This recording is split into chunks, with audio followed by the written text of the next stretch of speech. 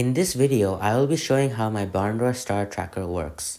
Without tracking on Altair, it looks like this, but with tracking on, it looks like this.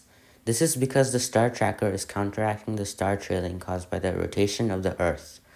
This allows for much longer exposure times than without tracking. In my last video, we built this DIY tracker from scratch. Now it's time to see how to use it.